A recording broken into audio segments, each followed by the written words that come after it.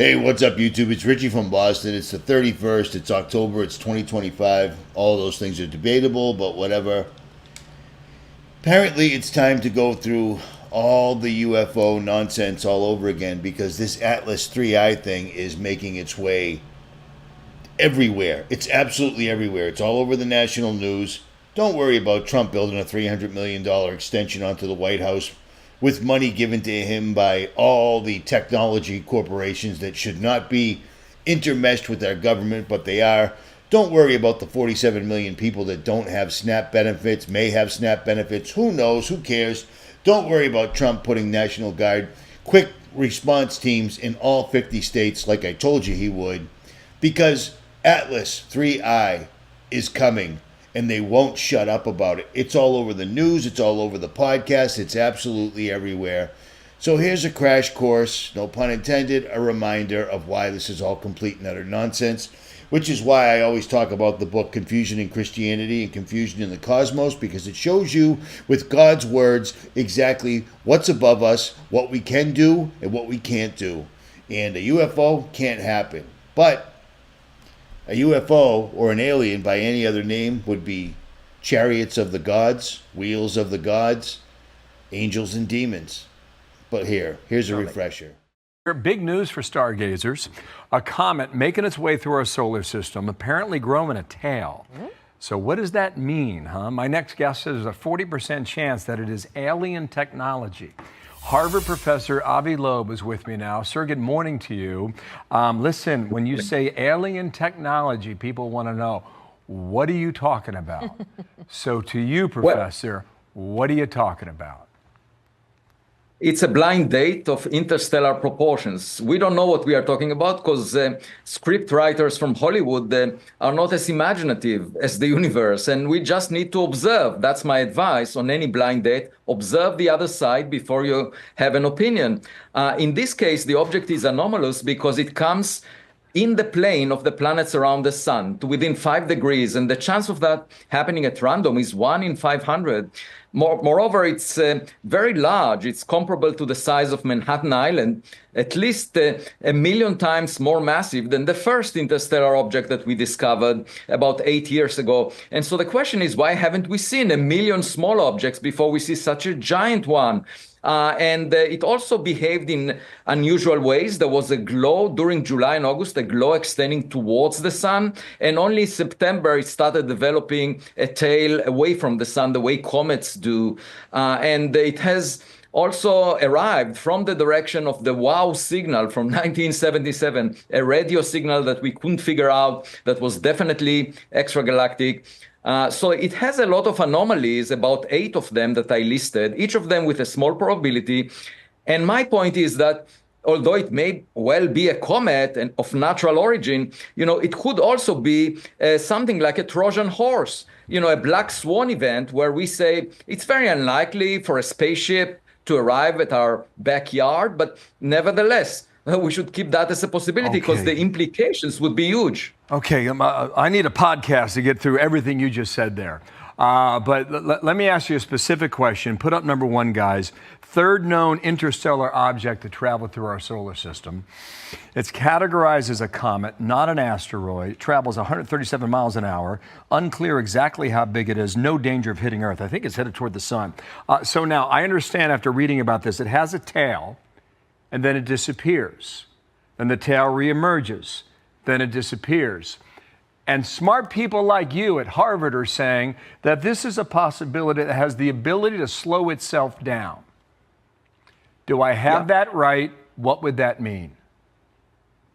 That is could be the case when it comes closest to the sun. That's the best timing, the optimal time for either slowing down or speeding up. It's called the gravitational assist by the sun, and we use it with our own spacecraft. And it will happen tomorrow on October 29th, 2025. That's when the object will be closest to the sun. The only problem is that it's on the other side of the sun. We can't see it. If you look at the sky right now, it's hiding behind the sun. We can't observe it from Earth, perhaps for a reason. And the question is, will it release any probes in our direction? Okay. We just need to monitor it and observe it, because obviously it would have huge implications for our future if something like that happens. Got it. Last one and a quick one. When do we know?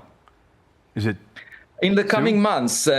It will come closest to Earth on December 19th, just 6 days before Christmas. And my hope is it will not send us any gifts. All right, well, that's my And let sister. me remind you that they have U.S. and other country patents for UFOs that will pass any day of the week as absolute, complete, otherworldly things, because people don't care that these patents have been all over the internet for years. They're patenting UFOs and then lying about it and then not lying about it. But yeah, if somebody sees one of these things in the sky and they attach Atlas 3I to it, Americans will believe it, because Americans believed in the coronavirus. Remember that time? These patents go back a long, long, long time. And like every other video, I will leave links again. But you need to understand, this is not otherworldly technology. It's interdimensional technology. Things that have been around for time immemorial, which is why NASA does absolutely nothing well.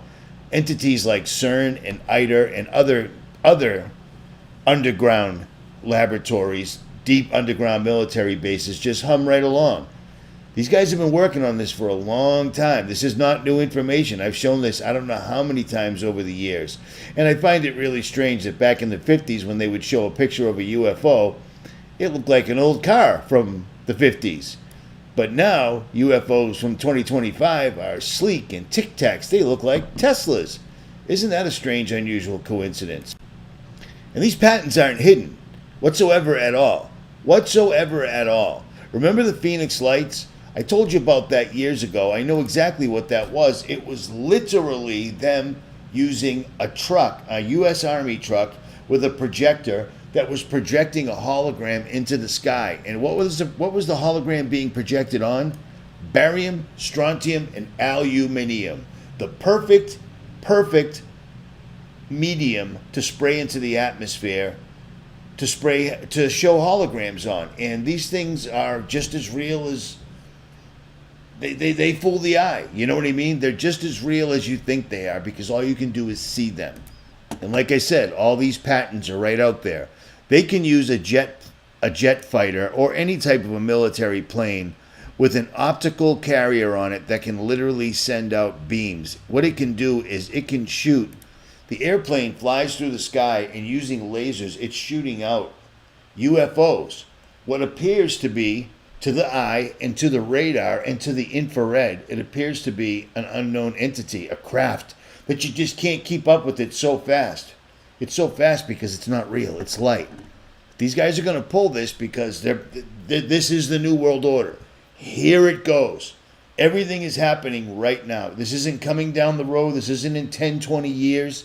You know what I mean? I won't be making videos with absolutely no hair going, yep, and in 2045, it's the end game. 2030. They're getting all their ducks in a row right now. You need to be aware. Here, secreted away in a hangar, is a revolutionary aircraft. The Air Combat Command's USAF YAL 747. It's not the speed or how high it can fly that makes it so special. It's the cargo.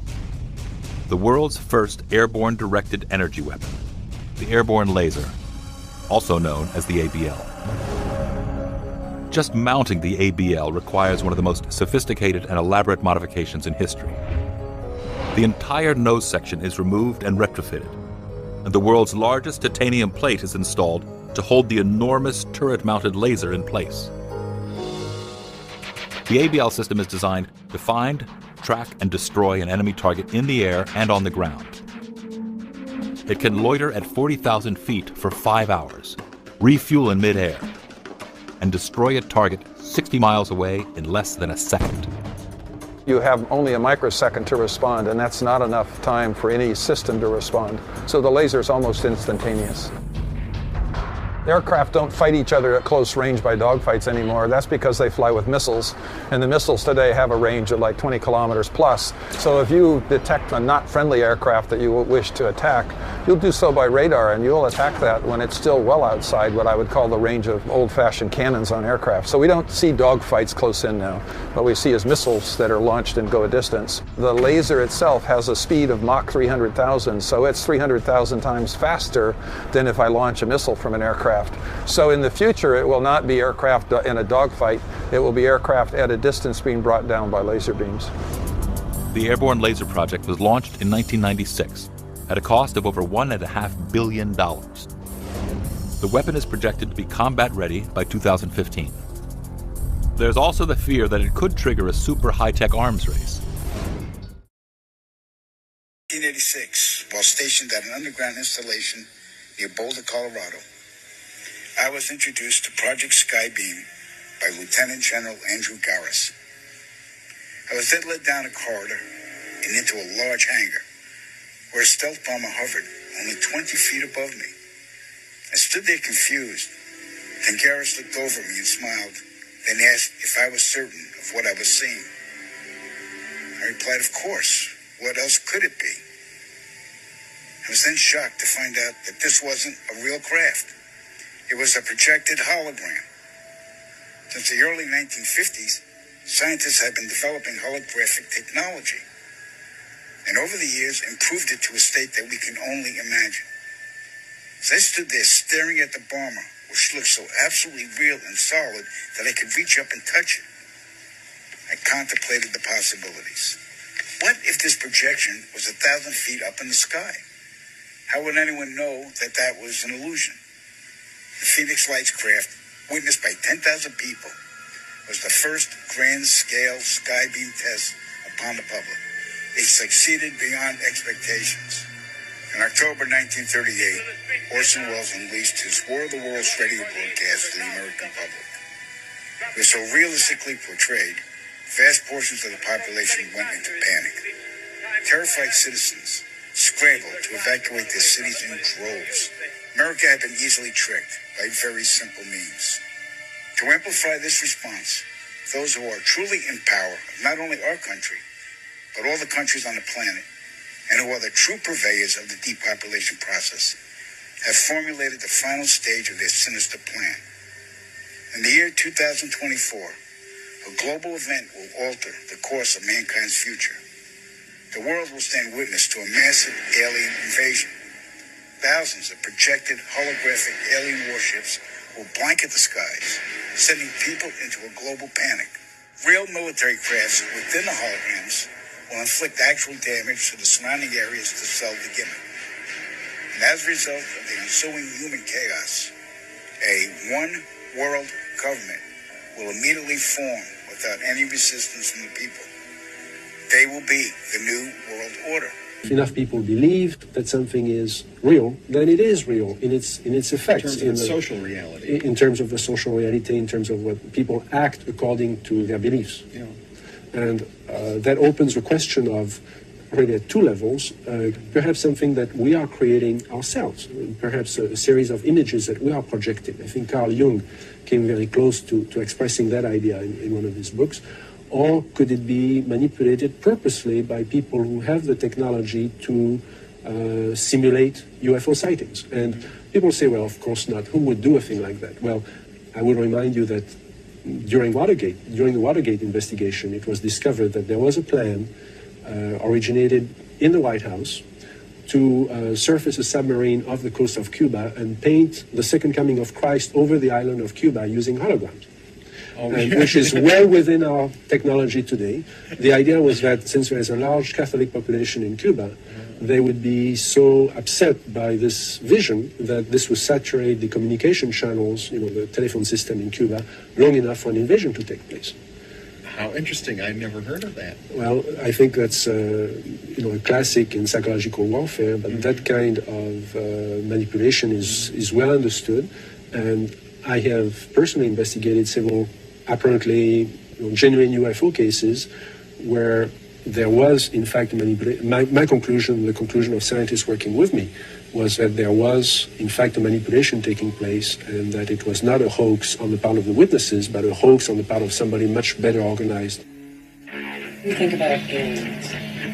I don't think there are any. At one time, I thought that there were, simply based upon documents that I'd seen while I was attached to the intelligence briefing team, the commander-in-chief of the Pacific Fleet. At that time, and even for many years afterwards, I did not believe that the government would use me in that way. I had devoted my whole life to government service. I had been in the Air Force, I was in the Navy, I was a river patrol boat captain in Vietnam, I had proved myself, I had combat ribbons with the V for valor. There was no doubt of my loyalty to my country, and maybe that's why it was so easy to use me, because I wouldn't doubt that what I saw was real. But over the years, I've done a lot of research, and what I've discovered is there's no proof existing anywhere that extraterrestrials are real, or that have ever visited this planet, or that they exist anywhere in the universe. There is not one shred of evidence anywhere. There is lots of evidence, tons of it in fact, that there are a group of people collectively known as the Illuminati who want us to believe in some extraterrestrial threat from space so that they can cause a world government, bringing together of all the people to resist that external threat. The first time that I saw any reference to that, I was reading some papers from the Carnegie Endowment Fund, and there was a record of a speech. It was a dinner for Viscount 𝗦𝗵𝗿𝗍 of the Japanese delegation, the Japanese imperial delegation, in 1917. And John Dewey was one of the speakers. And the first sentence out of his mouth, as I was reading this, almost fell out of my chair, because this was in 1917, and he said the best way to cause all people of the world to come together in one world government and end war forever would be if we were attacked by some other species from some other planet. And boy, that just clicked with me, and I knew that this is just another scam. This is the age of deception. There's no doubt about it. And then...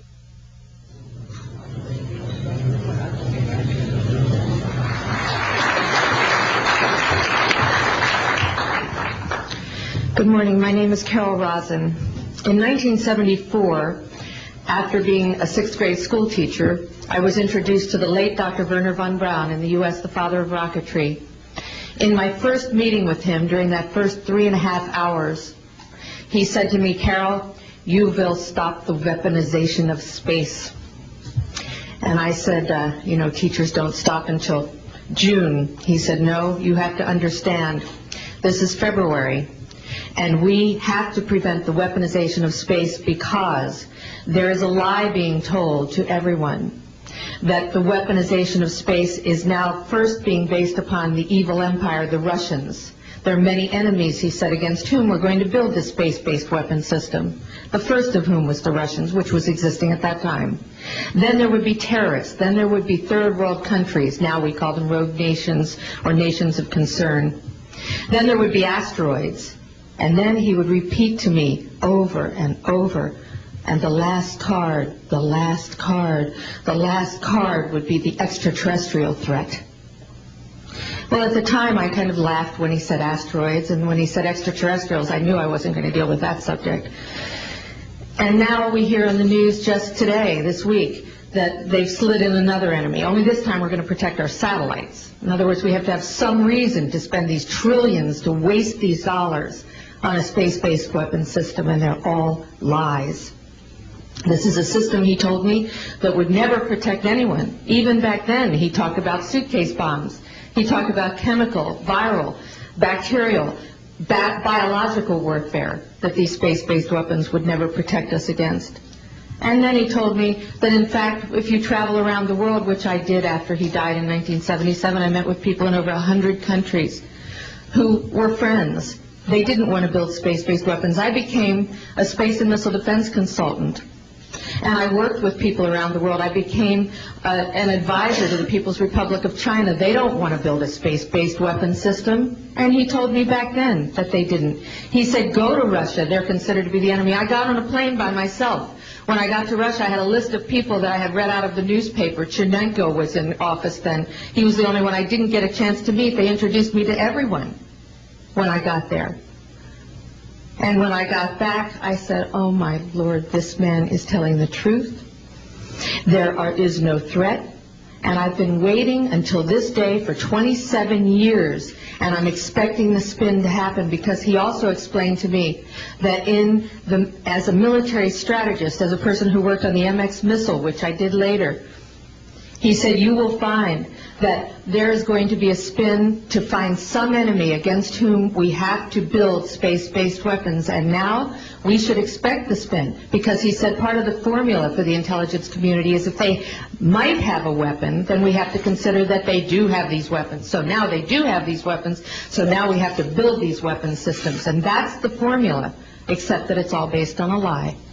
And we have witnesses here today that have shown you that these extraterrestrial beings, that these craft that have come here are now not UFOs, they're identified flying objects, and we know that they have beings in them.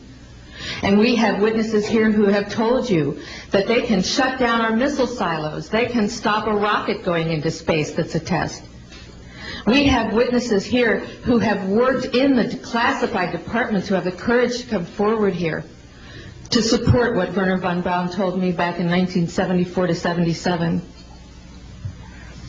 And I will testify before the Congress that when I founded the Institute for Security and Cooperation in Outer Space, which I shut down a few years ago because I didn't believe we had a chance with this huge, integrated around the world, complex weapon system, that we had any chance at all of transforming that war industry into a space industry that could provide benefits, like Dr. Greer has said, of global warming. We can end that situation of that problem. We can end the energy crisis. We can build now non-polluting technologies. Wernher von Braun used to tell me that we could have cars back then that drove around off the ground. He described this to me on beams so that we have no pollution on this planet.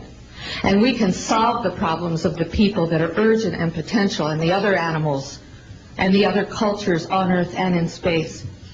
And we can end the arms race without dislocating the industry jobs, without disrupting the economy, by transforming, Wernher von Braun told me, the war industry into a global cooperative space industry that will provide, he said, finally, more jobs and profits on this planet than during any hot or cold wartime, more products and services that can be applied directly to solving the problems of this planet. And we can have a whole planet now that lives in peace on Earth, with all the cultures on Earth and with all the extraterrestrial cultures in space. And these are words that Wernher von Braun told me in 1974, and I will testify before the Congress under oath about everything I have said and more. Thank you.